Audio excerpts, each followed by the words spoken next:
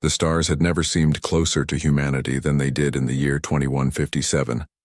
After centuries of looking up at the night sky and wondering if they were alone, the people of Earth had their answer. They were not alone, and the universe was far more crowded than anyone had imagined. 20 years had passed since the Galactic Council made first contact with Earth. The massive ships had appeared in orbit without warning, but they came in peace.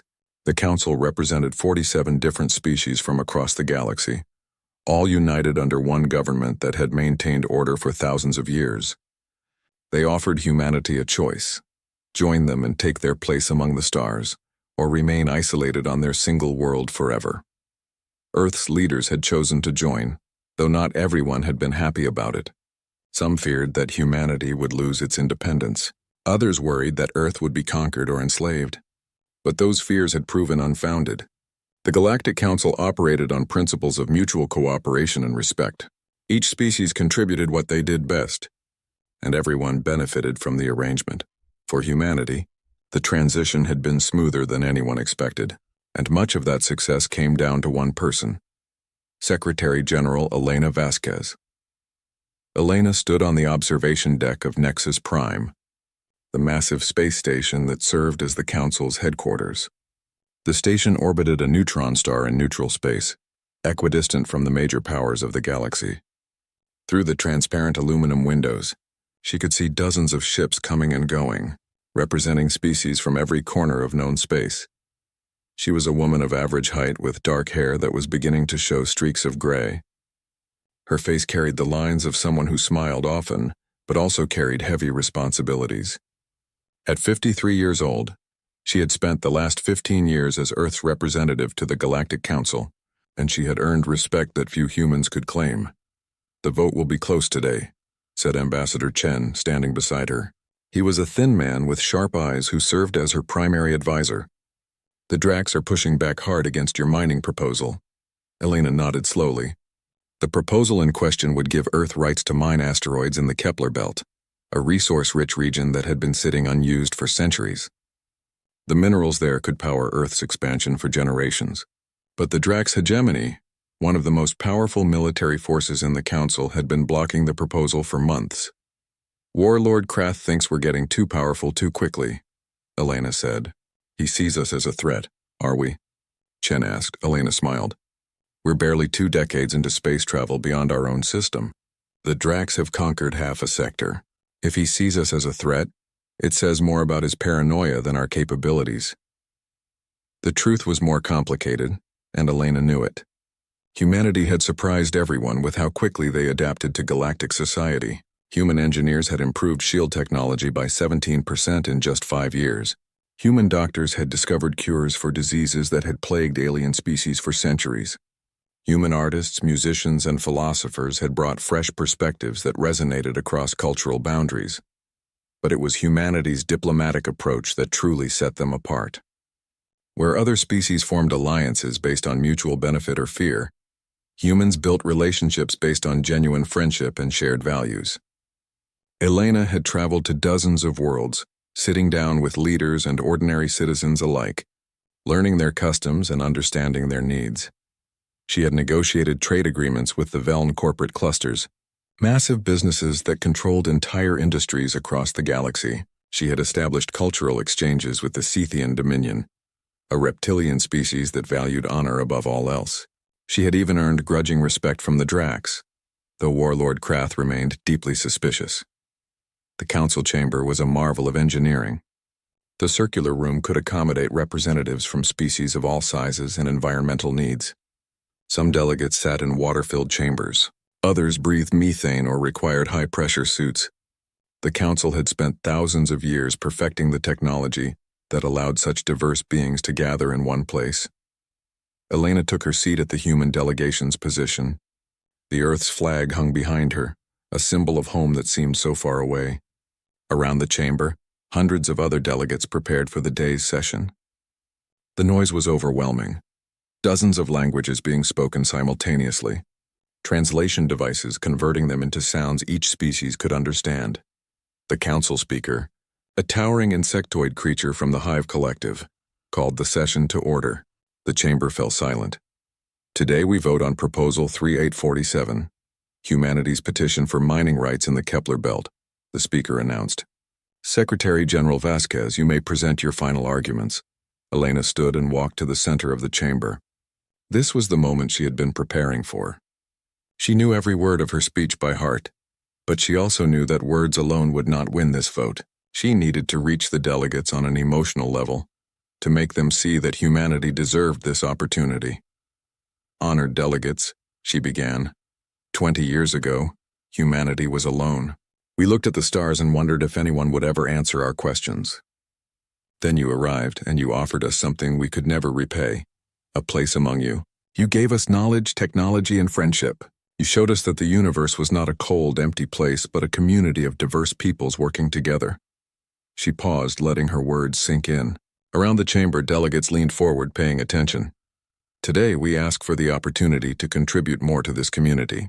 The Kepler Belt contains resources that humanity needs to grow. But more than that, we want to prove that we can be trusted with such responsibilities. We are young compared to most species here. We make mistakes, but we learn quickly, and we are willing to work hard to earn your trust. Warlord Krath rose from his seat. He was massive, easily 3 meters tall, with gray armored skin and eyes that glowed like hot coals.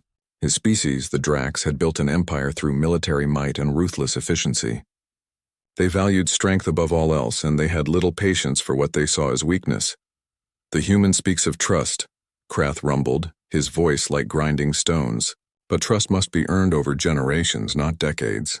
The Kepler Belt lies close to strategic shipping lanes. Giving humans control of those resources could shift the balance of power in this sector. The Drax hegemony cannot support this proposal. Other delegates murmured in agreement. The Veln corporate clusters objected on economic grounds. The Sethian Dominion questioned whether humanity had the technical capability to manage such an operation safely. Elena had expected these objections. She had prepared responses for each one. For the next 3 hours, the debate raged back and forth. She answered every question with calm precision. She provided data to back up her claims. She made concessions where necessary and held firm where principles were at stake. Finally, the vote was called. The chamber fell silent as each delegate registered their decision through their personal console. The results appeared on the massive holographic display that floated above the center of the room. The proposal passed by a margin of 3 votes. Elena allowed herself a small smile. It was not an overwhelming victory, but it was enough. Earth would have its mining rights. Humanity would continue to grow and prosper within the Galactic Council. As the session adjourned, several delegates approached Elena to offer congratulations. Even some who had voted against the proposal showed respect for how she had handled the debate. This was how diplomacy worked at its best. People could disagree without becoming enemies. But Warlord Krath did not approach. As Elena gathered her materials, she caught him watching her from across the chamber. His expression was unreadable, but his glowing eyes held something that looked like calculation. He was planning something, though she could not guess what.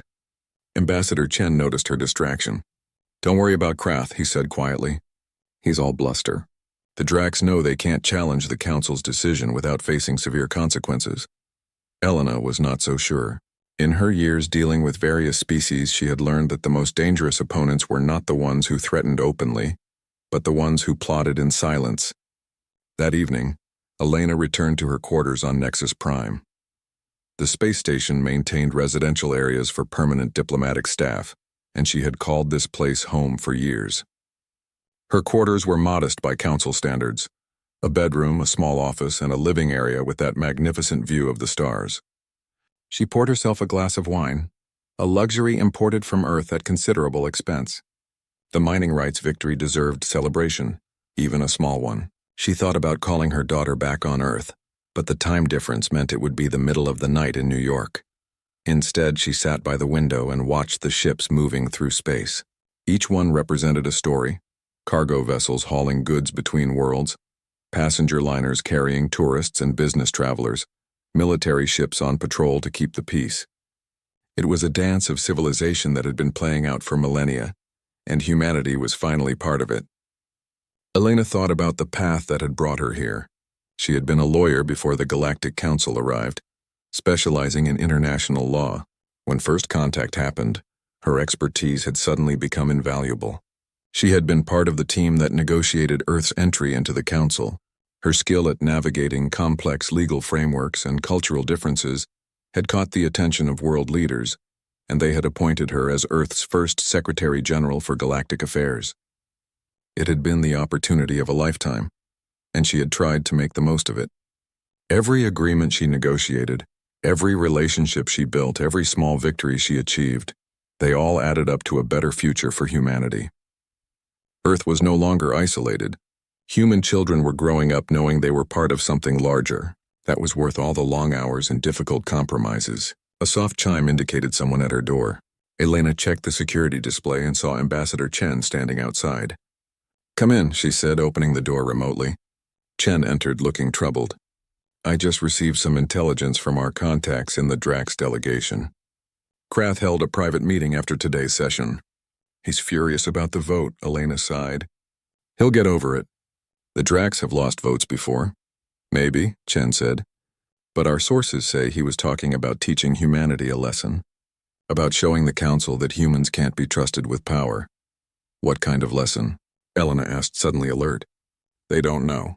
The meeting was very private, very secure, but the tone worried our contact." Elena considered this information carefully. Warlord Krath was ambitious and proud, but he was not stupid. He would not risk his position by doing something that violated Council law. Still, the warning bothered her. "Increase security around our delegation," she said, "and have our intelligence team monitor Drax communications more closely. I don't want any surprises." Chen nodded and left to carry out her orders. Elena returned to her window, but the peaceful feeling from earlier was gone. She had learned to trust her instincts over the years, and right now they were telling her that something was wrong. The next morning, Elena woke early to prepare for another day of meetings. She had breakfast with the delegation from the Hive Collective, discussing possible collaboration on terraforming projects. Then she reviewed briefing documents for upcoming votes on trade regulations and environmental protections. It was routine work, the kind that made up 90% of diplomatic life. Not every day brought dramatic votes or tense confrontations. Most days were spent in careful preparation, building relationships one conversation at a time, laying groundwork for future agreements. Elena had just finished a working lunch with representatives from 3 minor species when Ambassador Chen contacted her again. "Secretary General, there's been a development. The Veln corporate clusters want to meet with you privately. They say it's urgent." That was unusual. The Veln typically conducted business through official channels.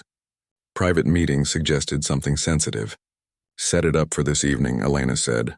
"And Chen? Keep this quiet. I want to know what they want before word gets around." The meeting took place in a secure conference room, away from the main diplomatic areas. The Veln representative was a creature that looked like a floating jellyfish, pulsing with bioluminescent light. Its species communicated through patterns of color and light, translated by advanced computers into other languages. "Secretary General Vasquez," the Veln began, its colors shifting to indicate formal respect. "We come with a warning. The Veln clusters have learned of a conspiracy." Elena leaned forward. "What kind of conspiracy?" "We believe certain parties plan to undermine humanity's position in the Council. The method is unclear, but the goal is to discredit you personally and make other species question whether humans should have been granted full membership." "Which parties?" Elena asked, though she suspected she already knew. The Veln's colors flickered with uncertainty. "We cannot say for certain. Our information is incomplete, but we felt obligated to warn you. The Veln clusters value our relationship with humanity. We would not want to see it damaged by treachery." After the Veln representative left, Elena sat in the empty conference room thinking. 2 warnings in 2 days, both vague but concerning. Someone was planning something, and she was the likely target. She could increase her security further, but that would signal fear. She could go to the Council with her concerns, but without concrete evidence she would look paranoid. Or she could continue as normal and trust that the systems in place would protect her. Elena chose to continue as normal. She had not gotten this far by hiding from challenges. Besides, she was on Nexus Prime, one of the most secure locations in the galaxy. What could possibly go wrong here? 3 days later, Elena went to sleep in her quarters after another long day of meetings. The air recycling system hummed quietly in the background. The stars shone through her window. Everything seemed peaceful and safe. At Yo347 station time, the life support system in Elena Vasquez's quarters suffered a catastrophic malfunction. Emergency alarms sounded, but by the time the response teams arrived, it was too late. Earth's greatest diplomat, the woman who had guided humanity into the galactic community, was dead. The news reached Earth 6 hours after Elena Vasquez died. The Galactic Council sent an official message expressing their deepest condolences and explaining that a terrible accident had claimed the life of humanity's beloved Secretary General. A malfunction in the life support system had flooded her quarters with toxic gas while she slept. Death had been instant and painless, they assured Earth's leaders. An investigation would be conducted to ensure such a tragedy never happened again. Admiral James Chen received the news while aboard the UHSS Defiance, humanity's flagship currently on patrol near Jupiter. He was not related to Ambassador Chen, though they shared a common ancestry and had worked together often.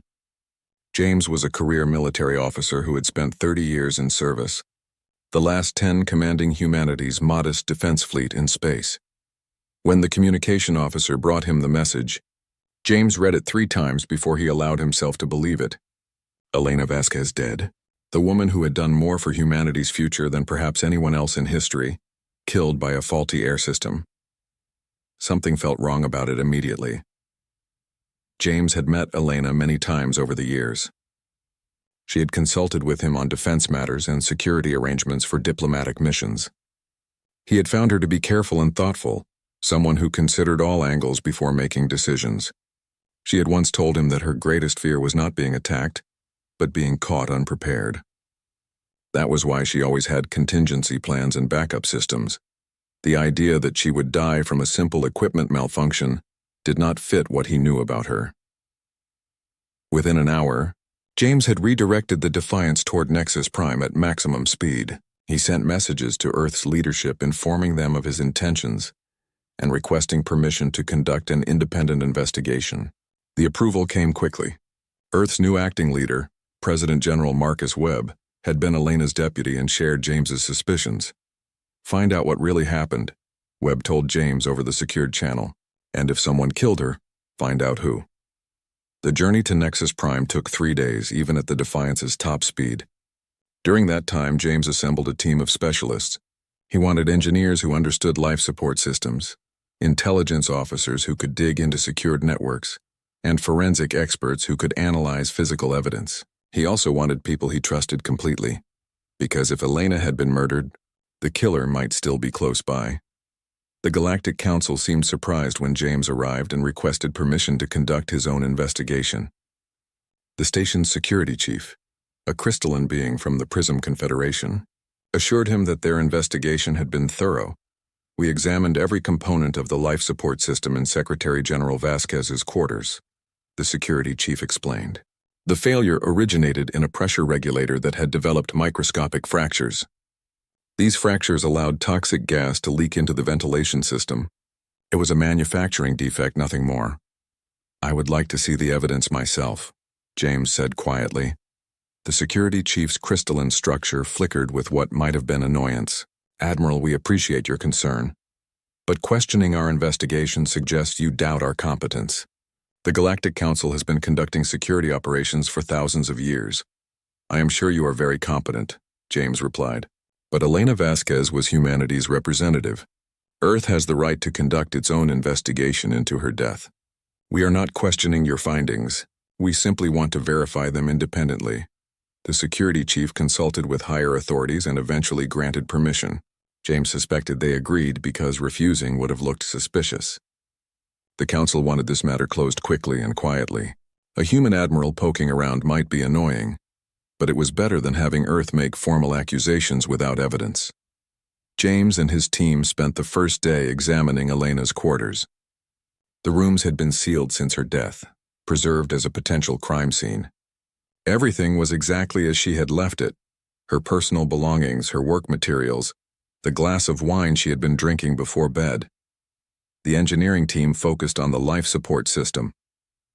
Chief Engineer Sarah Martinez was a specialist in environmental systems who had designed many of the upgrades on human ships. She took apart the pressure regulator that had allegedly failed and examined it under high-powered scanners. "Admiral, you need to see this," Sarah said after several hours of analysis. James joined her in the makeshift lab they had set up. Sarah displayed a holographic image of the regulator's internal structure, magnified thousands of times. The council investigation said the fractures were caused by a manufacturing defect, Sarah explained. But look at the pattern of the damage. These fractures are too uniform, too precisely placed. Manufacturing defects are random. This looks deliberate. James studied the image carefully. He was not an engineer, but he had learned to trust his specialists. "You were saying someone sabotaged it?" "I am saying this damage was caused intentionally to look like a manufacturing defect. Whoever did this knew exactly where to create the fractures to cause a catastrophic failure, while making it appear accidental. This required detailed knowledge of the system and access to specialized tools." James felt a cold anger settling in his chest. "What else do you need to prove it?" "I need to examine the other components in the system. If this was sabotage, there might be other signs, tools marks, chemical residues, anything the saboteur left behind."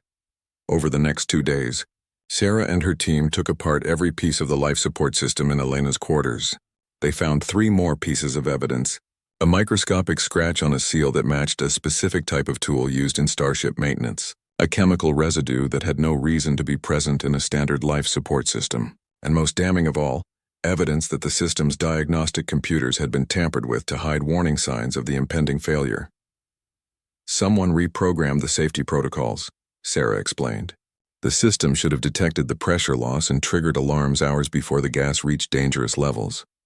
But someone changed the code so the alarms would not activate until it was too late. This was not a malfunction, Admiral. This was murder."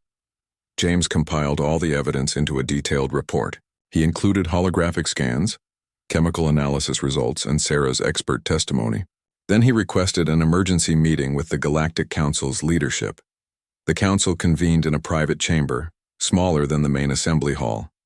Only the senior members were present, representatives from the 12 most powerful species, including Warlord Krath of the Drax hegemony. James presented his findings methodically, displaying each piece of evidence and explaining what it meant. He watched the council members carefully, looking for any reaction that might reveal guilt or prior knowledge. Most seemed genuinely shocked. The speaker from the Hive. Collective expressed horror that such a thing could happen on Nexus Prime. The representative from the Aquatic Union demanded to know who was responsible, but Warlord Krath showed no emotion at all. His glowing eyes remained fixed on James throughout the presentation, unblinking and cold. When James finished, the council members conferred among themselves in a rapid exchange of translated languages. Finally, the speaker addressed James. "Admiral Chen, we appreciate your thoroughness in this investigation. However, the evidence you present is concerning but not conclusive. The anomalies your team discovered could have other explanations. Without identifying a specific perpetrator, we cannot take action based on speculation." James had expected this response, but it still made his anger burn hotter. "With respect, Speaker, the evidence clearly shows this was deliberate sabotage. Someone murdered Secretary General Vasquez.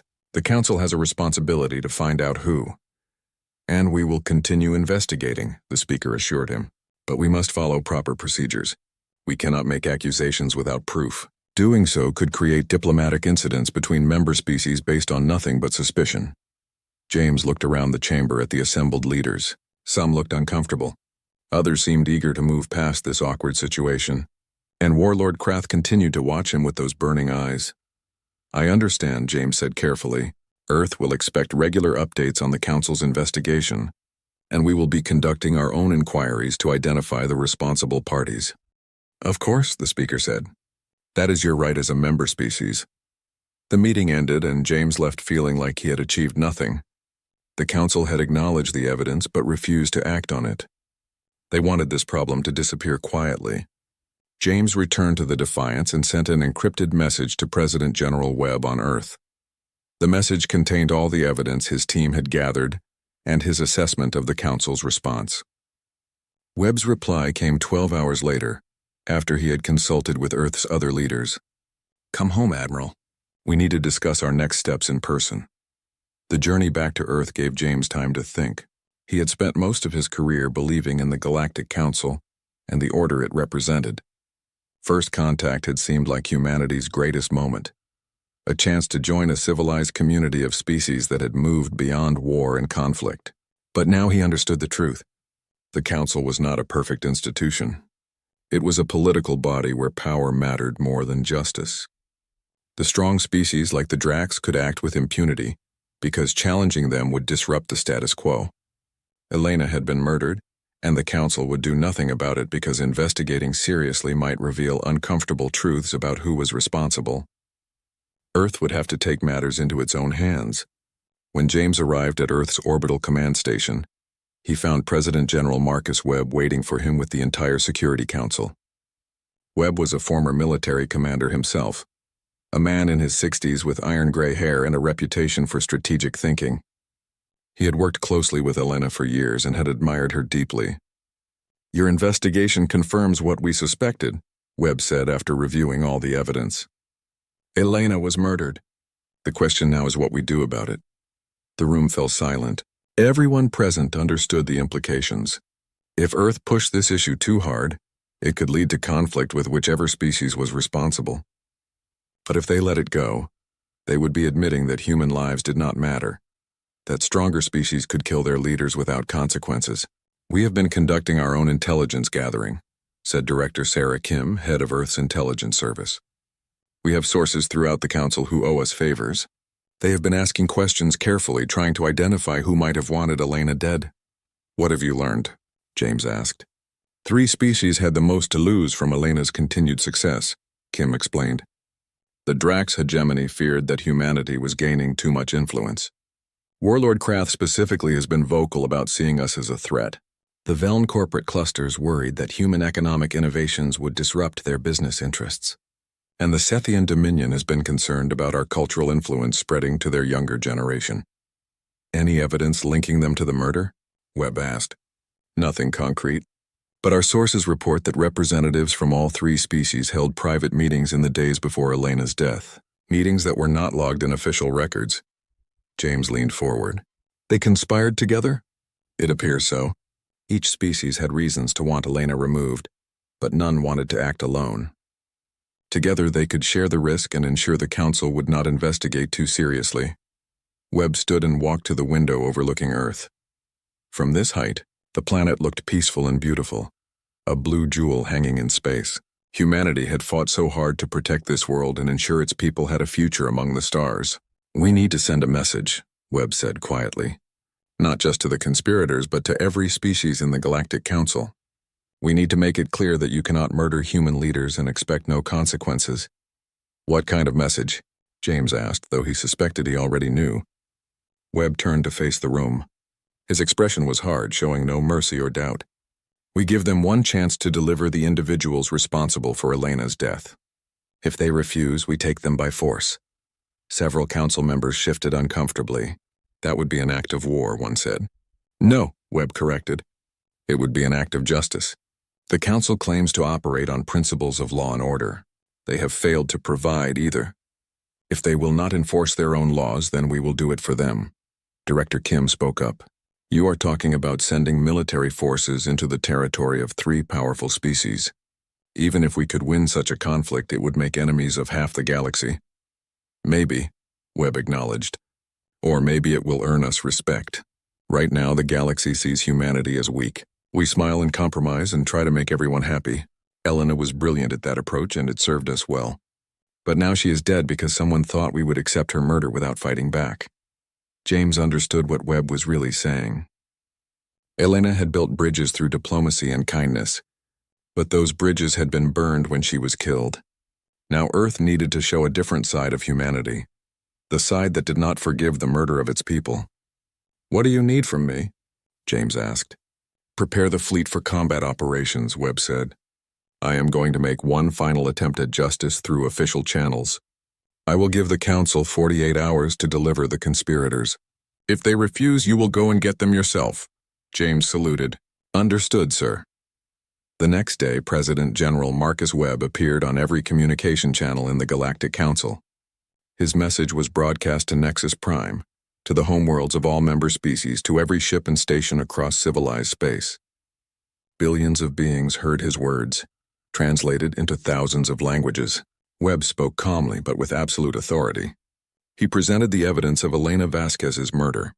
He named the three species, the Drax hegemony, the Veln corporate clusters, and the Sethian dominion, that Earth believed were responsible. And then he delivered his ultimatum. You have 48 hours to deliver those responsible for this crime. Every individual who planned, authorized, or carried out the assassination of Secretary General Vasquez must be surrendered to Earth for trial. If you comply, we will handle this matter through proper legal channels and seek no further retaliation. If you refuse, Webb paused, letting the silence stretch. Across the galaxy, people waited to hear what threat this young species would make. If you refuse, Webb continued, we will come for them ourselves, and we will not stop until justice is served. You have been warned, the message ended. The galaxy reacted with shock and disbelief. Some species praised Earth's courage in standing up for justice. Others condemned the ultimatum as warmongering. But everyone understood that humanity had drawn a line. The question was whether Earth actually had the capability to back up its threats, or if this was just an emotional outburst from a grieving species. Within hours, the Galactic Council issued a response. They denied Earth's accusations, called the evidence insufficient, and urged humanity to pursue justice through proper diplomatic channels. They offered to form a special committee to investigate further, a process that would take months or years and likely produce nothing. The message was clear. The Council would not deliver anyone. They expected Earth to back down. President General Webb read the Council's response and nodded slowly. He had expected this outcome. The Council had made their choice. Now Earth would make theirs. Webb sent one more message to Admiral James Chen. Proceed with Operation Righteous Fury. Show them what happens when they underestimate humanity. Admiral Chen received the order and smiled grimly. For 2 decades, humanity had been the galaxy's friendly newcomers, eager to learn and cooperate. That era had just ended. Now the galaxy would learn what humans were really capable of when someone they loved was taken from them. The 48-hour deadline passed in silence. Earth made no further statements. The human defense fleet remained in position around their homeworld, giving no indication of their intentions. To the rest of the galaxy, it seemed that humanity's ultimatum had been nothing but empty words. On Nexus Prime, Warlord Krath held court with representatives from the Drax hegemony's military leadership. They gathered in a secure chamber, discussing the situation with Earth. The humans made threats they cannot possibly fulfill, one of Krath's generals said. They have perhaps 200 warships. We have 5,000 in the enforcement fleet alone. What can they possibly do to us? Krath nodded slowly, his glowing eyes fixed on a holographic display of Earth's solar system. Still, we should not underestimate them. The humans have shown innovation in several areas. Their technology improves rapidly. Technology means nothing without the strength to use it, another general scoffed. The Drax have conquered entire sectors through military might. These primates have been in space for barely 2 decades. Let them beat their chests and make their threats. When they realize they cannot back up their words, they will crawl back to the Council and beg for mercy. Krath considered this assessment. Everything logical said the humans were no threat. Their fleet was small. Their military experience was limited. They had no history of warfare in space. The Drax had been fighting battles among the stars for thousands of years, and yet something about the situation bothered him. The human President General Webb had not seemed like someone making empty threats. His message had carried the weight of absolute conviction. Either he was an excellent liar, or he genuinely believed Earth could enforce its ultimatum. Increase patrols around our borders, Krath ordered, and move the enforcement fleet into position around the human solar system. If they attempt anything foolish, we will crush them quickly and demonstrate what happens when a minor species challenges the Drax. Similar conversations were taking place among the Veln corporate clusters and the Sethian dominion. Both species dismissed Earth's threats as the tantrum of a grieving civilization that did not understand how power worked in the galaxy. The Veln calculated the economic costs of a conflict with humanity and determined they were minimal. Human trade was valuable but not essential. If Earth wanted to damage themselves by becoming isolated from galactic commerce, that was their choice. The Sethian viewed the situation through their lens of honor and martial tradition. They respected Earth's willingness to fight for their fallen leader. But respect did not mean fear. The Sethian had faced countless enemies over their long history. They had always emerged victorious. All three conspirator species reached the same conclusion. Humanity needed to be taught a lesson. They needed to learn that making threats against established powers would result in severe consequences. And so the Drax enforcement fleet began moving toward Earth's solar system. 5,000 warships, each one larger and more heavily armed than anything humanity possessed. It was meant to be a show of overwhelming force. A demonstration that would make Earth surrender without a fight. Warlord Krath himself took command of the fleet from his flagship, the Dominion's Fist. It was a massive vessel 5 kilometers long, bristling with weapons and protected by shields that could withstand planetary bombardments. As the fleet approached human territory, Krath opened a communication channel to Earth's leadership. "This is Warlord Krath of the Drax Hegemony, speaking to the government of Earth. You have made accusations and threats that cannot be tolerated. We come now to accept your surrender. Power down your weapons, stand down your fleet, and deliver your military leadership for trial. Do this and your world will be spared. Refuse, and we will show you why the Drax Hegemony is feared across the galaxy." The response from Earth came not from President General Webb, but from Admiral James Chen. His face appeared on the communication screen, and Krath was struck by the coldness in the human's eyes. "Warlord Krath, you were warned. You chose to ignore that warning. Now you will learn what humanity does to those who murder our people." The transmission ended. Krath felt a moment of genuine surprise. The human admiral had not even attempted to negotiate or beg for mercy. It was as if he believed he actually held the stronger position. "Prepare for battle," Krath ordered his fleet. "We will make an example of Earth's defiance." The Drax fleet entered Earth's solar system at the edge of the Kuiper Belt, far beyond the orbit of Pluto. They expected to find humanity's defense fleet positioned around Earth, ready for a hopeless last stand. Instead, they found nothing. Sensors show no human ships in the vicinity, the Dominion's Fist's tactical officer reported.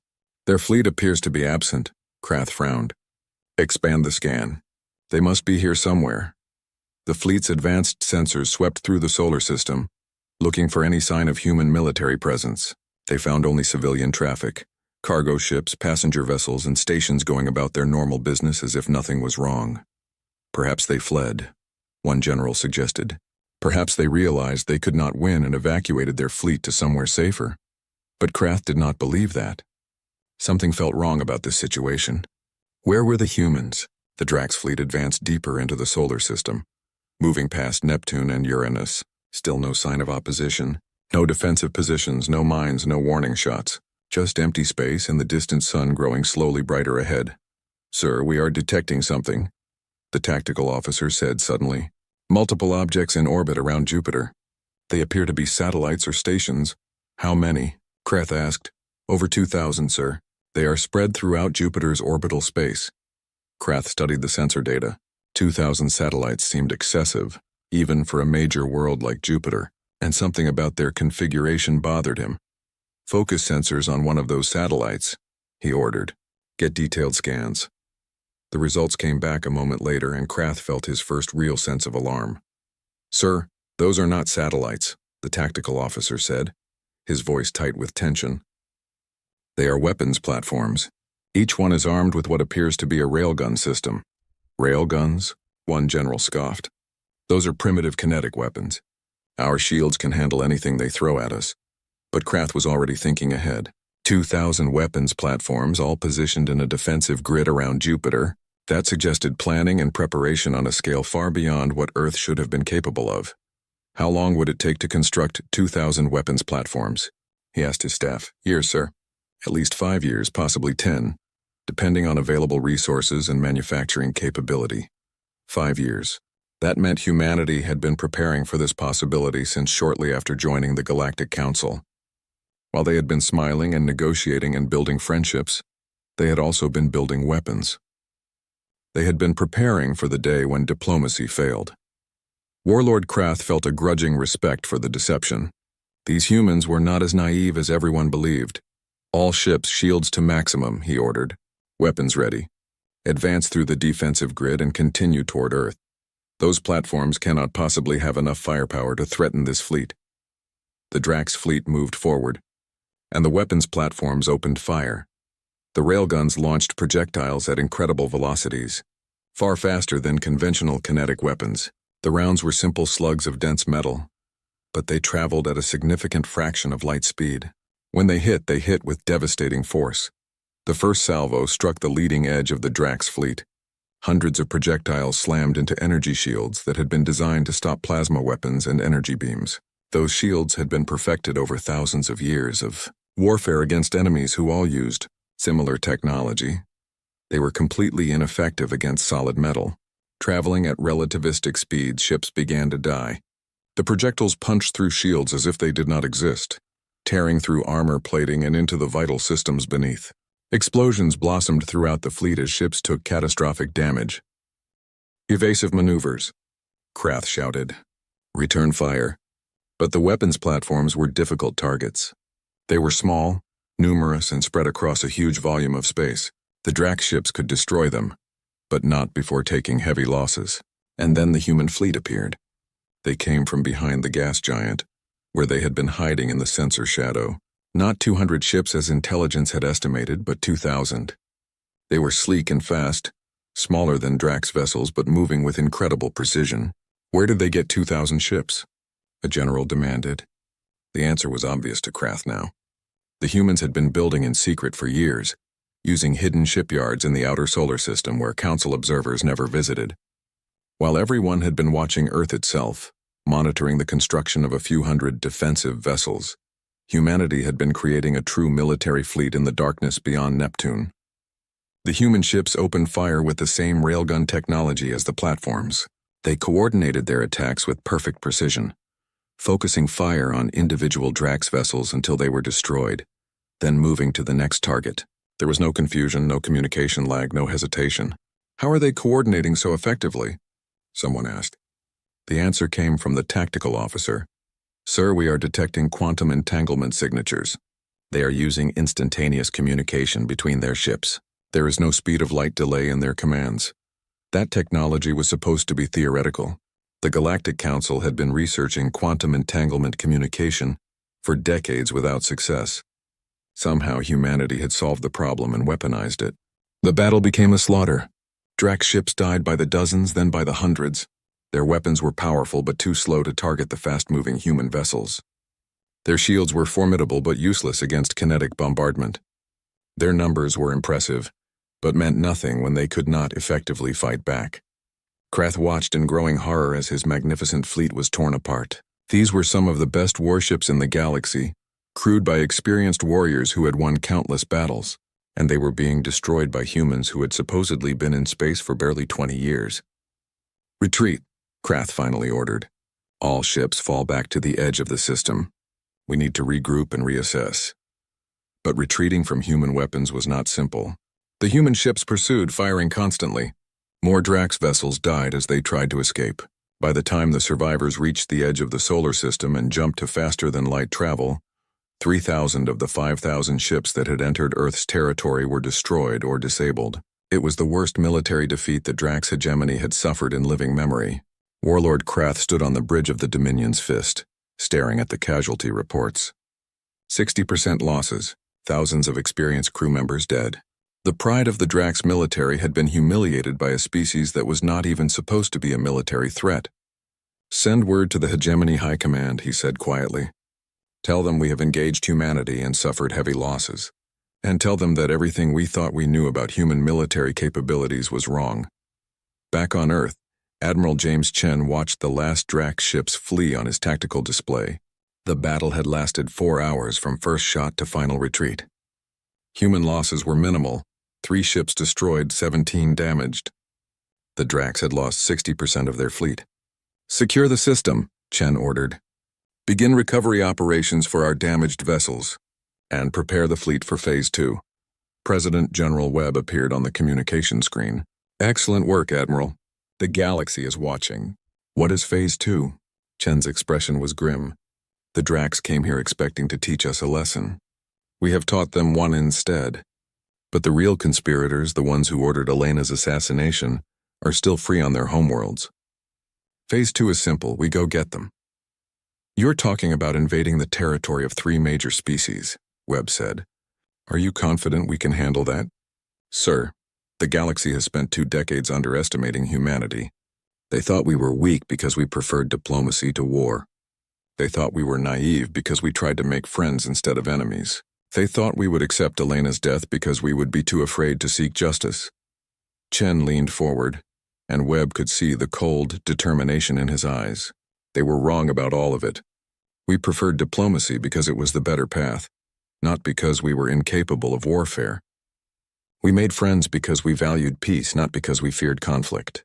And we will seek justice for Elena's murder because we believe in accountability, even if it means fighting half the galaxy to get it. Webb nodded slowly, then proceed with Phase 2. Show them what happens when they underestimate humanity. Within hours, the human fleet divided into 3 task forces. One headed toward Drax territory, one toward the Veln corporate clusters, one toward the Sethian Dominion. Earth was going to war, and the galaxy was about to learn a hard lesson about the species they had dismissed as harmless newcomers. Admiral Chen broadcast one final message before the fleets departed. It was addressed not to Earth's enemies but to the entire Galactic Council. You were warned. Secretary General Elena Vasquez was murdered by conspirators who believed they would face no consequences. They were wrong. Earth's fleets are now en route to deliver justice. To the 3 conspirator species, surrender the individuals responsible for the assassination, or your worlds will face the same fate as your fleets. To the rest of the Council, this is what happens when you refuse to enforce your own laws. If you will not provide justice, then we will take it ourselves. The message ended. Across the galaxy, billions watched and wondered if humanity had just signed their own death warrant, or if they had underestimated this young species far more than anyone realized. On Nexus Prime, the Galactic Council convened in emergency session. The mood was tense and fearful. No one had expected Earth to possess such military capability. No one had imagined they would actually attack 3 major species simultaneously. They cannot win, someone insisted. Even with their technological advantages, they are still 1 species against 3. The numbers favor us. But others were not so sure. The humans had just destroyed 60% of the Drax enforcement fleet with minimal casualties. If they could do that once, they could do it again. And somewhere deep in their cores, many species felt a twinge of fear, because humanity had just demonstrated something terrifying. They were willing to fight and die for principles, not just for territory or resources. They would go to war over the murder of a single person, because they believed it was right. That kind of conviction was more dangerous than any weapon. The 3 human task forces moved through space with purpose and precision. Each consisted of over 600 ships, accompanied by supply vessels and mobile repair platforms. They had been designed for exactly this mission, though their creators had hoped it would never be necessary. Admiral James Chen commanded the first task force personally, heading toward the Drax hegemony's core territories. His flagship was the UHSS Retribution, a vessel built in the secret shipyards beyond Neptune. It was smaller than the Drax Dominion's Fist, but what it lacked in size it made up for in speed and firepower. The journey to Drax space would take 5 days at faster-than-light speeds. Chen used that time to review intelligence reports and refine his battle plans. He knew the Drax would be preparing defenses, gathering their scattered fleets to protect their homeworld. That was expected and even desirable. Chen wanted the Drax military concentrated in one location, where he could deal with them decisively. On the 2nd day of travel, Chen received a communication from one of the other task force commanders. Admiral Keiko Yamamoto was leading the fleet toward Veln territory. She was younger than Chen, barely 40, but she had proven herself a brilliant tactical thinker during war games and simulations. Admiral Chen, we have intercepted communications from the Veln corporate clusters, Yamamoto reported. They are attempting to hire mercenary forces to supplement their defenses. Several species have declined, citing their unwillingness to fight humanity after what happened to the Drax. Chen nodded. That was good news. The galaxy was starting to understand that Earth was not bluffing. What about the Sethian? Admiral Rodriguez reports that the Sethian Dominion is mobilizing their entire military. They view this as a matter of honor now. They will not surrender their conspirators without a fight. That is what I expected, Chen said. The Sethian value martial pride above practical considerations. Very well. Make sure Rodriguez knows he should expect a hard battle. The Sethian do not retreat easily. The communication ended and Chen returned to his preparations. He felt no joy in what was about to happen. War was never something to celebrate even when fighting for a just cause, but he felt no doubt either. Elena Vasquez had been murdered, and those responsible would face justice. On the third day, the Drax hegemony made one last attempt at diplomacy. Warlord Krath himself appeared on the communication channels broadcasting to Chen's flagship. Admiral Chen, this madness must end. The Drax hegemony is willing to discuss terms. We can negotiate compensation for Secretary General Vasquez's death. Credits, territory, trade agreements, anything reasonable. But you must turn back your fleet. If you attack our homeworld, there can be no peace between our species. Chen studied Krath's image on the screen. The warlord looked tired, his glowing eyes dimmer than before. The defeat at Earth had shaken him badly. You speak of negotiation now after you refused to negotiate when we asked peacefully, Chen replied. You speak of compensation, as if Elena Vasquez's life can be measured in credits or territory. You speak of peace, but you conspired to murder our leader. I admit to no such conspiracy, Krath said carefully. Of course not. You will maintain that denial until we drag you before a court and present the evidence. That is what we are coming to do, Warlord. We are coming to arrest you and every other Drax official who participated in the assassination. You can surrender them voluntarily, or we can take them by force. Those are your only options. Krath's eyes flared brighter with anger. You cannot invade Drax space. We have rebuilt our fleet. We have fortified our worlds. Your small force cannot possibly defeat us on our own territory. We will see, Chen said simply, and ended the transmission. 2 days later, the human task force arrived at the edge of Drax space. Chen's sensors immediately detected the defensive fleet that had been assembled. It was impressive. Nearly 4,000 ships drawn from various Drax military bases across their territory. They had positioned themselves in a defensive formation around their primary industrial world, a massive planet called Draxon Prime. They learned from their mistake at Earth, Chen's tactical officer observed. They are staying close together, using overlapping shields and coordinated fire patterns.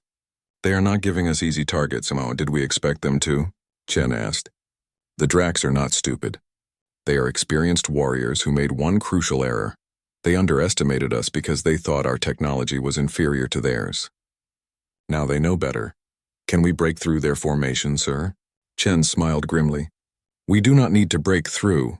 We just need to demonstrate that staying in that formation will not save them. He opened a channel to his fleet. All ships implement pattern Delta 7. Focus fire on the command vessels. Ignore the smaller escorts unless they break formation to pursue. Remember your training, trust your crews, and show the Drax what human determination looks like.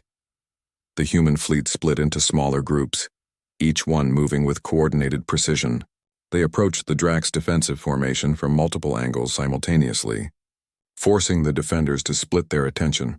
The Drax opened fire first, launching massive volleys of plasma weapons and energy beams. The human ships dodged with incredible agility, their AI-assisted navigation systems calculating optimal evasion patterns in microseconds. Some shots connected, but human shields had been specifically designed to handle energy weapons. They held firm against the barrage. Then the human ships returned fire. The railgun rounds crossed the distance in heartbeats, traveling so fast that even the Drax ship's advanced sensors barely detected them before impact. The projectiles slammed into Drax vessels with devastating force, punching through shields and armor like they were paper. But this battle was different from the one at Earth. The Drax had learned. They were using heavier armor on their ships now, and they had modified their shield frequencies to try to deflect kinetic weapons. It helped a little. Ships did not die from single hits anymore. It took multiple strikes to bring down a Drax warship. The battle turned into a brutal slugging match. The Drax had numbers and firepower. The humans had speed and precision. Ships on both sides began taking damage and casualties mounted. Chen watched the tactical display, analyzing the flow of combat. The Drax were fighting better than they had at Earth, but they were still making mistakes. They were too rigid in their formations, too predictable in their tactics. The Drax military had spent centuries fighting enemies who used similar technology and similar strategies. They had no experience dealing with an opponent who thought differently. Target their flagship, Chen ordered. Concentrate all fire from strike groups Alpha and Beta. I want that ship disabled. 40 human vessels focused their weapons on the massive Drax command ship at the center of the formation.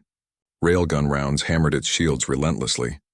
The shields flickered, failed, and the projectiles began tearing into the hull itself. The flagship tried to pull back, but human ships had already moved to block its retreat. More rounds struck home, systematically destroying weapons, engines, and communication arrays. Within minutes, the mighty warship was floating dead in space, its crew scrambling to evacuate. Broadcast a message to the Drax fleet, Chen said. Offer them one final chance to surrender. Tell them we have no desire to kill anyone who is not directly responsible for Elena's murder. Anyone who lays down their weapons will be treated fairly under the laws of war. To Chen's surprise, nearly a quarter of the Drax fleet accepted the offer.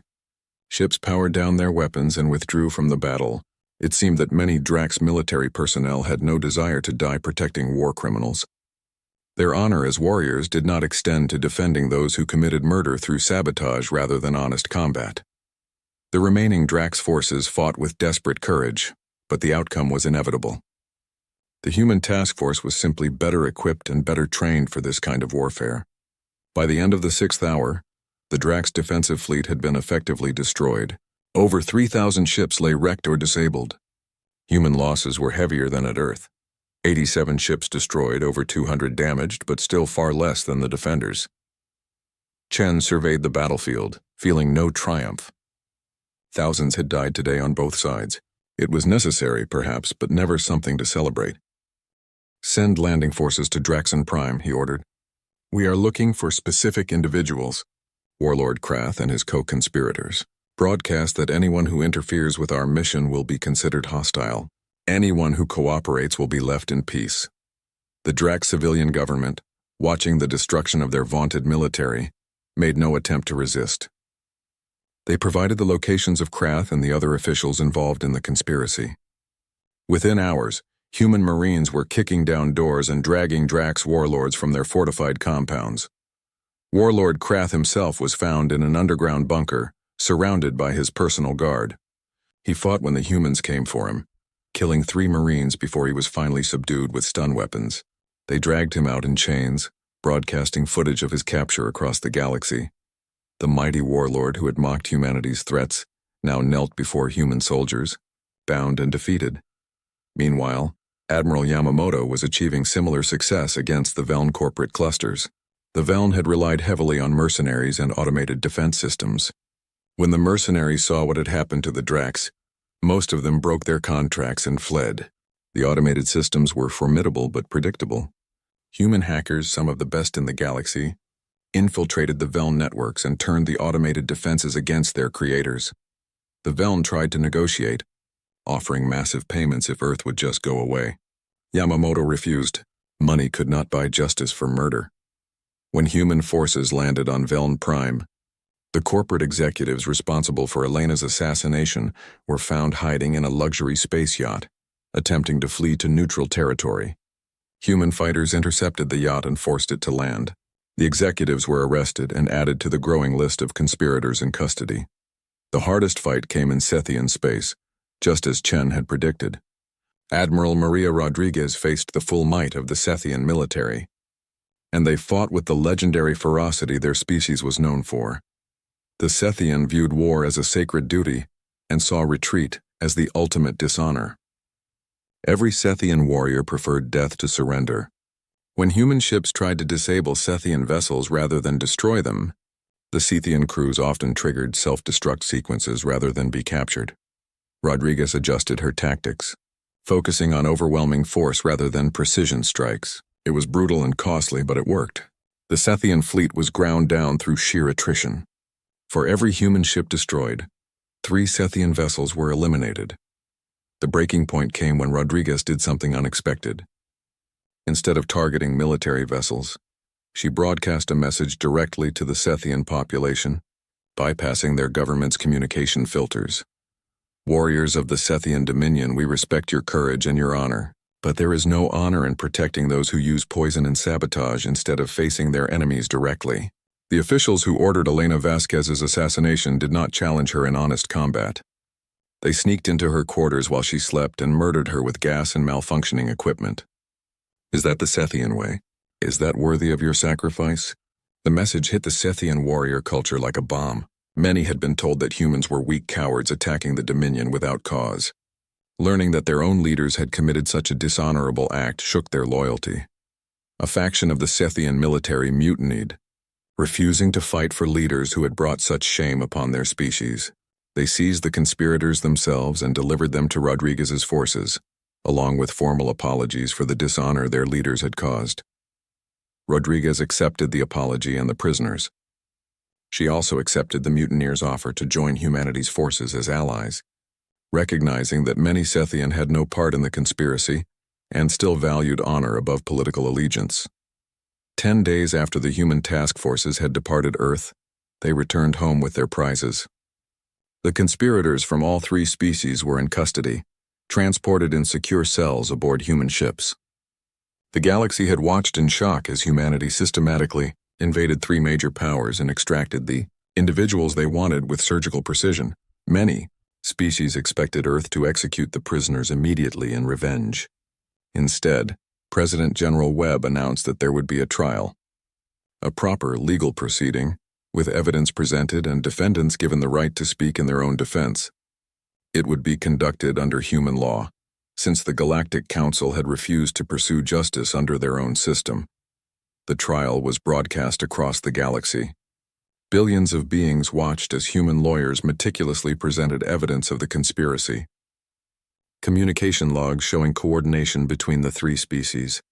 Testimony from whistleblowers who had been involved in the planning. Technical analysis of the sabotaged life support system. Forensic evidence that matched specific tools and techniques to particular individuals. The defendants tried various defenses. Some claimed they were following orders. Others insisted they had acted in their species' best interests. Warlord Krath maintained his dignity throughout, admitting to nothing but also refusing to show remorse. The evidence was overwhelming. The human judges, a panel of 3 respected legal experts, found all the defendants guilty of conspiracy to commit murder and crimes against sentient beings. The sentence was life imprisonment without possibility of parole. The conspirators would spend the rest of their lives in a maximum security facility on Earth's moon, visible from the planet's surface as a constant reminder of the consequences of murdering human leaders. The galaxy reacted with a mixture of relief and fear. Relief that Earth had not simply executed the prisoners in revenge. Fear because humanity had demonstrated they had both the capability and the will to strike anywhere in the galaxy when their people were threatened.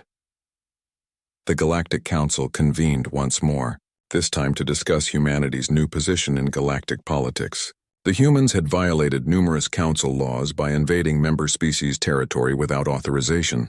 Under normal circumstances, such actions would result in severe sanctions or even expulsion from the council. But these were not normal circumstances. Earth had acted only after the council refused to provide justice for the murder of their leader. They had used overwhelming force but had avoided civilian casualties. They had captured their targets rather than simply destroying their enemies' worlds. And they had conducted a fair trial rather than summary execution. More importantly, half the galaxy's smaller species were now looking to Earth for protection. If humanity could hold even the powerful Drax accountable for their crimes, then perhaps they could protect others from being bullied or exploited by larger powers. The Council's vote was surprisingly one-sided. Rather than sanction Earth, they officially recognized humanity's actions as a legitimate response to an unresolved crime. They also passed new legislation making the assassination of diplomatic officials a crime prosecutable by the victim's home species, giving legal backing to what Earth had done. It was a revolution in galactic politics, and humanity stood at the center of it. Admiral James Chen stood in the observation deck of the Retribution, looking out at Earth hanging in space below. The fleet had returned home victorious, but he felt no sense of triumph. They had done what was necessary, but thousands had died in the process. Both human and alien lives had been lost because the Galactic Council had failed to enforce its own principles. President General Webb joined him at the window. "You did well, Admiral. Elena would have been proud." Chen shook his head slowly. "Elena would have found a way to resolve this without war. She was better at this than any of us. Perhaps, Webb acknowledged, but she is gone, and we had to handle the situation with the tools we had. We showed the galaxy that humanity will not tolerate the murder of our people. That was necessary. And now? Now we make sure this never happens again. We establish the protocols that will protect other species from similar attacks. We become the guardians Elena always dreamed we could be. But we do it with the strength to back up our principles. Chen thought about that. Elena had built bridges with words and friendship. Those bridges had been burned by her murderers. Now Earth would build new bridges. But these would be reinforced with the knowledge that humanity could and would defend itself and its allies. It was not the galaxy Elena had hoped to create, but perhaps it was the one that would actually work. What about the prisoners? Chen asked. They will spend the rest of their lives watching Earth from their prison on the moon, thinking about what they did. And every species in the galaxy will look at them and remember what happens when you underestimate humanity. On the lunar prison, Warlord Krath stood at the window of his cell, looking down at the blue jewel of Earth.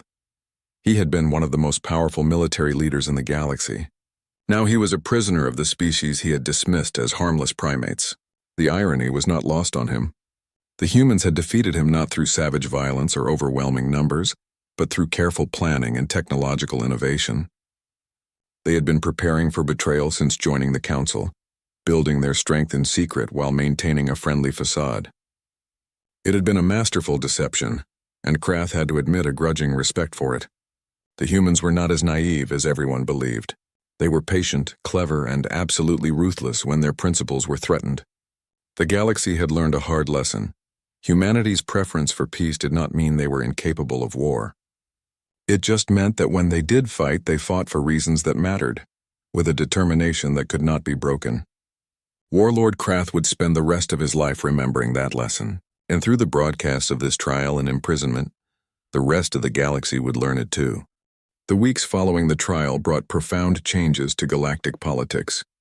The Galactic Council, which had maintained relative stability for thousands of years through careful balance of power between major species, found itself facing a new reality. Humanity, the species that everyone had dismissed as newcomers barely worth noticing, had become the most influential force in the galaxy almost overnight.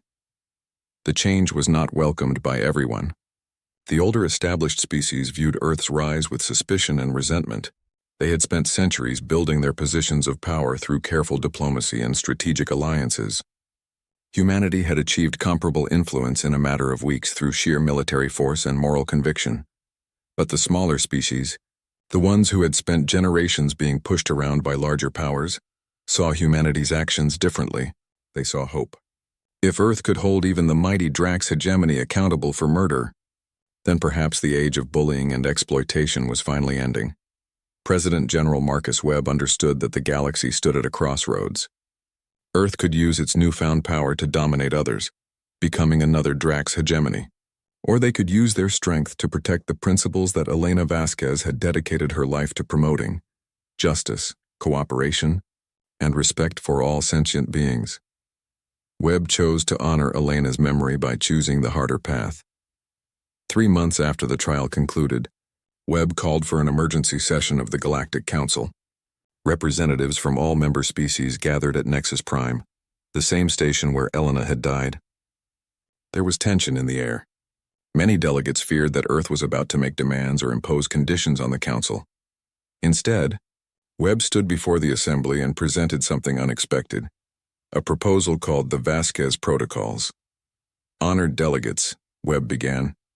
The events of recent months have exposed a fundamental weakness in the Galactic Council system of justice. When powerful species commit crimes against weaker ones, there is often no effective mechanism for accountability.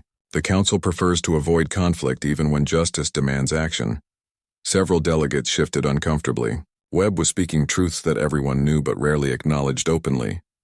My predecessor, Secretary General Elena Vasquez, believed in this council. She believed that diverse species could work together for the common good. She dedicated her life to proving that cooperation was stronger than conflict. Her murder was an attack not just on humanity, but on everything she stood for. Webb paused, looking around the chamber at the assembled representatives. Earth could respond to this attack by withdrawing from the council and pursuing our own interests alone. Many on my world have urged exactly that, but I believe Elena would want us to make the council stronger, not abandon it. Therefore, I propose the following protocols. A holographic display appeared, showing the details of Webb's proposal. The chamber fell silent as delegates read through the terms. The Vasquez protocols contained three main provisions. First, the assassination of any diplomatic official would be treated as a crime against the entire council, prosecutable by any member species. This gave legal justification to actions like Earth's recent military operations. Second, any species could petition the council for protection if they believed they were being threatened or coerced by a more powerful member. A special tribunal would investigate such claims and, if found valid, authorize collective action to defend the threatened species. Third, and most controversially, Earth would maintain a permanent peacekeeping fleet authorized to respond to violations of council law anywhere in the galaxy. This fleet would be subject to oversight by the council, but would not require advance authorization for defensive operations. The reactions were immediate and predictable. Smaller species voiced enthusiastic support. The protocols would finally give them protection from exploitation, but larger species objected strongly. You are asking the council to legitimize military intervention in our internal affairs, the Drax representative protested. He was not Warlord Krath, who sat in a prison cell on Earth's moon, but a new diplomat who spoke with considerably less arrogance than his predecessor. You are asking us to surrender our sovereignty to human judgment. Not human judgment, Webb corrected. Council law. Earth would only act in cases where clear violations had occurred, and any action we took would be subject to council review afterwards.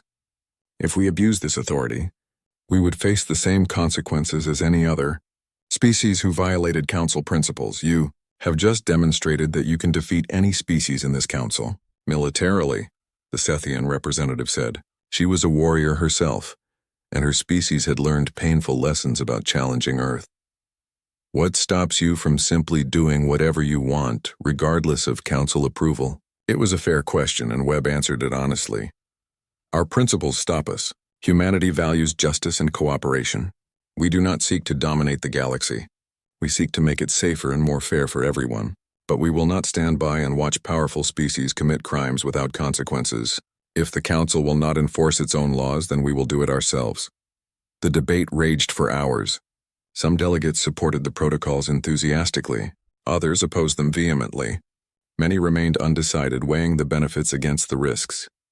In the end, the Vasquez protocols passed by a narrow margin. It was a victory, but Webb knew it was also a burden. Earth had just committed itself to being the galaxy's guardian, whether the galaxy wanted one or not. Admiral James Chen received the news while inspecting the new ships being constructed at the expanded shipyards beyond Neptune. The secret facilities that had built Earth's hidden fleet were now operating openly, producing vessels at an impressive rate. Other species were watching carefully, noting every ship that joined the human defense fleet. The protocols passed, Chen said to his officers, which means we have a new mission. We are no longer just defending Earth. We are defending the principles of the Galactic Council. One of his commanders spoke up. Admiral, many in the fleet are uncomfortable with this role. We signed up to protect humanity, not police the galaxy. Chen nodded. He understood the concern. I will not order anyone to serve who does not believe in this mission. Anyone who wants to transfer to purely defensive duties can do so without prejudice. But understand what we are really doing here. Helena Vasquez spent her life building relationships and promoting cooperation. She was murdered because some species saw her success as a threat. If we abandon her vision now, we are saying that murder works, that violence defeats idealism. He paused, looking at the faces of his officers. I am not willing to let that be the lesson the galaxy learns. Elena believed that diverse species could work together for the common good. I believe we can prove she was right, but only if we are willing to defend those principles when they are threatened. The officers considered his words. Slowly, one by one, they nodded in agreement. They would stay. They would serve. They would carry on Elena's work in the only way they knew how, by being strong enough to protect those who could not protect themselves. Over the following months, Earth's new role became reality. Human ships began patrolling trade routes that had been plagued by piracy. Human diplomats mediated disputes between species that had been on the verge of war. human peacekeepers deployed to border regions where larger species had been encroaching on their smaller neighbors' territory. Not every intervention was successful. Not every conflict could be resolved peacefully. But the message was clear. The age of unchecked aggression by powerful species was ending. There were consequences now for breaking council law, and those consequences came swiftly. The Drax hegemony struggled to rebuild after their devastating losses. Their military had been gutted, their leadership imprisoned or discredited. The new government that emerged was considerably more humble and willing to cooperate with council regulations. They had learned that military might alone was not enough when facing an opponent with superior technology and unshakable determination. The Velen corporate clusters adapted more quickly. They were pragmatists at heart, and they recognized opportunity when they saw it. If humanity was going to be the dominant military power, then the Velen would become Earth's preferred economic partners. They began investing heavily in human colonies and joint ventures, calculating that friendship with Earth was more profitable than opposition. The Sethian Dominion took a different path. The faction that had mutinied to deliver their corrupt leaders to justice became the foundation of a reformed government. They embraced a philosophy that combined their traditional warrior values with humanity's emphasis on justice and honor. Many young Sethian joined Earth's peacekeeping forces, serving alongside humans as allies rather than enemies. Not everyone was happy with the new order. Some species resented Earth's influence and worked quietly to undermine it. There were incidents, small conflicts, tests of humanity's resolve. Each time, Earth responded with measured force. Never more violence than necessary, but always enough to make the point clear. The galaxy was learning that humanity's strength was not just in their advanced weapons or their tactical brilliance. Their real strength lay in their willingness to suffer losses to defend their principles. Other species fought for territory or profit. Humans fought for ideals, and that made them nearly impossible to defeat because they would never surrender what they believed in. 6 months after the Vasquez protocols were implemented, Admiral Chen found himself back at Nexus Prime for a ceremony. The Galactic Council had decided to honor Elena Vasquez's memory with a permanent memorial on the station. It would stand in the main plaza where billions of beings from across the galaxy would pass by it. Every year Chen attended the dedication ceremony, along with President General Webb and dozens of other Earth representatives. Delegates from every council species attended, even the Drax and Velen who had conspired to kill her. It was a strange gathering, equal parts mourning and celebration. The memorial was a simple column of crystalline material that caught and reflected light in beautiful patterns. At its base was a plaque with Elena's name and a quote from one of her speeches. "Our differences make us stronger when we choose cooperation over conflict." Webb spoke at the ceremony, his voice carrying through the plaza and being broadcast across the galaxy. Elena Vasquez believed that the Galactic Council could be something greater than a simple alliance of convenience. She believed it could be a true community, where every species contributed their strengths and supported each other's weaknesses. She worked tirelessly to make that vision real, building friendships and understanding between peoples who had never trusted each other before. Webb paused, emotion showing on his face. Her murder could have destroyed everything she built. It could have driven humanity to isolation and revenge. But we chose a different path. We chose to make the Council live up to the ideals Elena fought for. We chose to prove that justice and cooperation are not weaknesses but strengths. He looked around at the assembled delegates. The Vasquez protocols are not about human dominance. They are about making sure that what happened to Elena never happens to anyone else's leader. They are about creating a galaxy where diplomats can do their work without fear of assassination, where weaker species can exist without being exploited by stronger ones, where the Council's laws actually mean something. Webb stepped back and Chen approached the memorial. He placed a bouquet of flowers from Earth at its base, a gesture that was becoming traditional for human mourning. Other delegates followed, each adding their own species' symbol of respect for the dead. As Chen stood looking at Elena's memorial, he thought about everything that had changed in such a short time. They had gone to war. They had killed thousands. They had terrified half the galaxy and inspired the other half. All because one woman had been murdered, and humanity had refused to let that crime go unpunished. Was it worth it? Chen honestly did not know. The costs had been high. The risks had been enormous. Earth could have lost everything if their gamble had failed, but they had not failed. They had won, not just a military victory but a moral one. They had proven that principles mattered more than power, that justice was worth fighting for, that a species could be both peaceful and strong. A young officer approached Chen. "Admiral, there is a situation developing near the Outer Rim. The Kravix warlords are threatening to invade the peaceful collective's territory. The collective has petitioned the Council for protection under the Vasquez protocols." Chen nodded. The peaceful collective was a group of small species who had banded together for mutual protection, but had no real military capability. The Kravix were raiders and bullies who had been preying on their neighbors for generations. It was exactly the kind of situation the protocols were designed to address. "Assemble Task Force 7 and prepare for deployment," Chen ordered. "Let the Kravix know that if they proceed with their invasion, they will be facing human warships, and let the peaceful collective know that they are under our protection." The officer saluted and departed. Chen allowed himself a small smile. This was what Elena would have wanted. Not the violence or the military power, but the idea that smaller species could call for help and actually receive it, that bullies could be stopped, that justice could prevail. He stood at the memorial a moment longer, then turned to leave. There was work to do. As Chen walked through the corridors of Nexus Prime, he passed representatives from dozens of species. Some nodded respectfully. Others watched him with fear or suspicion. A few even smiled, grateful for Earth's protection. The galaxy had changed and humanity had changed with it. They were no longer the naive newcomers who had joined the Council 2 decades ago. They were guardians now, protectors, the species that other civilizations looked to when they needed help.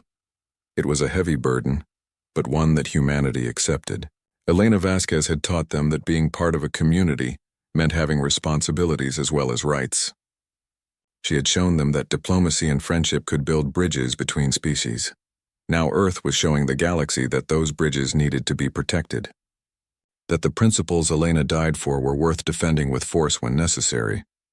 Back on Earth, in the capital city where the world government met, there was another memorial to Elena Vasquez. It was larger and more elaborate than the one on Nexus Prime, featuring a statue of her standing with her arms outstretched, welcoming all who approached. Children came to the memorial on school trips, learning about the woman who had guided humanity into the stars. Veterans of the recent conflicts came to remember what they had fought for. Diplomats from across the galaxy visited to pay their respects to someone who had truly understood what cooperation meant.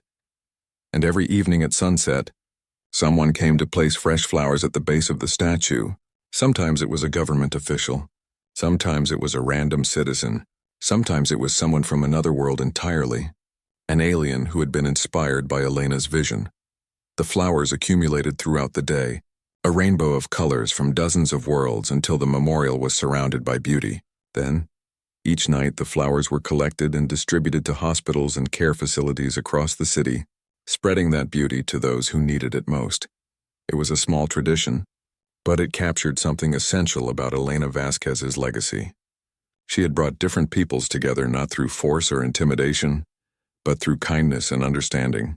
She had planted seeds of friendship that continued to grow even after her death. President General Webb stood at his office window, looking out at the memorial in the distance. He had been Elena's deputy and friend for over a decade. Her death had left a hole in his heart that would never fully heal, but it had also given him purpose. Every decision he made, every policy he implemented, every deployment he authorized, all of it was guided by one question. What would Elena have wanted? She would have wanted justice, which they had achieved. She would have wanted the Council to be stronger and more fair, which they were working toward. And she would have wanted humanity to use its strength wisely, protecting rather than dominating. Webb was determined to honor that vision, no matter how difficult the path ahead might be. A communication alert interrupted his thoughts. It was Admiral Chen, reporting from Nexus Prime. "Sir, the Kravix have backed down. When they learned human forces were en route, they withdrew their invasion fleet and are now requesting mediation talks with the peaceful collective. Apparently they do not want to test whether our weapons are as effective as the rumors claim." Webb smiled. "Excellent. That is exactly the outcome we hoped for. Deploy observers to make sure the talks proceed fairly. But keep our main fleet on standby in case the Kraviks change their minds. Understood, sir. There is one more thing. The Peaceful Collective has asked if they can send a delegation to Earth. They want to visit Elena's memorial and thank humanity personally for protecting them. Tell them they are welcome, Webb said, and arrange for them to speak to our diplomatic academy students. Let our future diplomats hear firsthand from species who benefit from the principles Elena taught us. The transmission ended, and Webb returned to his contemplation of the memorial. The statue of Elena stood with the setting sun behind her, making her appear to glow with golden light. It was a beautiful illusion, a trick of timing and perspective, but in a way it was also truth. Elena Vasquez had brought light to the galaxy through her work. She had shown different species that they could trust each other, that cooperation produced better results than conflict. Her murder could have extinguished that light. Instead, it had made it burn brighter. Humanity had proven that they would defend the principles Elena stood for, that they would fight to protect a vision of the galaxy, where justice and cooperation prevailed over power and exploitation. The cost had been high. Thousands had died in the brief but intense conflicts. Earth had made enemies who would plot revenge for generations. The burden of being the galaxy's guardian would test humanity's resolve in ways they could not yet imagine. But it was worth it. Every species that now lived without fear of bullying, every diplomat who could do their work without worrying about assassination, every child who grew up believing that justice mattered, they were all part of Elena's legacy. Webb turned away from the window and returned to his desk. There were reports to read, decisions to make, crises to manage. The work of governing never ended. But he carried with him the knowledge that the work mattered, that human choices rippled across the galaxy, affecting billions of lives, that Elena Vasquez had not died in vain. On Earth's moon, in the maximum security prison that housed the conspirators who had murdered Elena, Warlord Krath sat in his cell and watched Earth rotate slowly below. He had time to think now, endless hours to contemplate his mistakes and their consequences. He had believed that killing Elena would weaken humanity, that removing their beloved diplomat would leave them confused and vulnerable. Instead, it had awakened something in them, a determination that proved far more dangerous than any weapon. Krath had spent his life studying warfare and strategy. He understood that battles were won through superior force, better tactics, and willingness to do what was necessary. He had built an entire career on those principles, but he had never understood what he was fighting against until it was too late. Humanity did not fight for territory or resources or glory. They fought for ideas, for principles, for the memory of a single person who had believed in something better. That kind of enemy could not be defeated through conventional means. You could destroy their ships, devastate their worlds, kill their soldiers, but you could not break their will as long as they believed in what they were fighting for. Krath would spend the rest of his life in this cell, a living reminder of what happened when you underestimated humanity's capacity for both forgiveness and vengeance. They had not executed him, which showed mercy, but they had imprisoned him where he would watch their world every day, which showed that they never forgot. It was, he had to admit, a perfectly chosen punishment. The humans had learned well how to make their point. The galaxy moved forward into an uncertain future. The Vasquez protocols created new structures and expectations, but implementing them would take years. There would be challenges, setbacks, conflicts that tested humanity's resolve and wisdom, but there would also be victories. Small species finding their voice, bullies being held accountable, justice being served even when it was difficult or costly, and through it all, Elena Vasquez's vision would endure. The idea that different species could work together, that cooperation was stronger than conflict, that every sentient being deserved respect and justice. Admiral Chen stood once more at Elena's memorial on Nexus Prime. He came here whenever he visited the station, taking a few moments to remember the woman who had started everything. "We are doing our best," he said quietly to the memorial, knowing Elena could not hear but needing to say the words anyway. "We are trying to build the galaxy you dreamed of. It is harder than you made it look. There is more violence, more conflict, more compromise than you would have accepted, but we are trying." He placed a hand on the crystalline column, feeling its smooth surface. "The galaxy knows now that humanity will not tolerate the murder of our people. They know we have the strength to enforce our principles, but I hope they also come to understand that we prefer peace, that we would rather build than destroy, cooperate than dominate." Chen stepped back and saluted the memorial, a final gesture of respect. Then he turned and walked away, returning to his duties as commander of humanity's peacekeeping fleet. Behind him, the memorial caught the light and cast rainbow patterns across the plaza, a reminder that even in the cold darkness of space, beauty and hope could endure. Elena Vasquez was gone, but her dream lived on, and humanity, the species that the galaxy had dismissed as naive newcomers, would spend generations proving that her dream was worth fighting for. The galaxy had killed Earth's leader. Mankind's wrath had crushed their armies, but in the end it was not rage that defined humanity's response, but determination. The determination to seek justice, the determination to protect the innocent, the determination to prove that principles mattered more than power.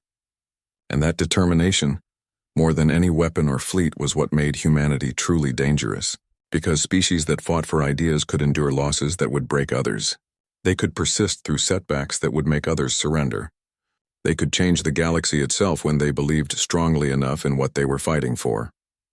The memorial stood silent in the plaza, a monument to one woman and the ideals she had died for, but it was also a warning, visible to every being who passed through Nexus Prime.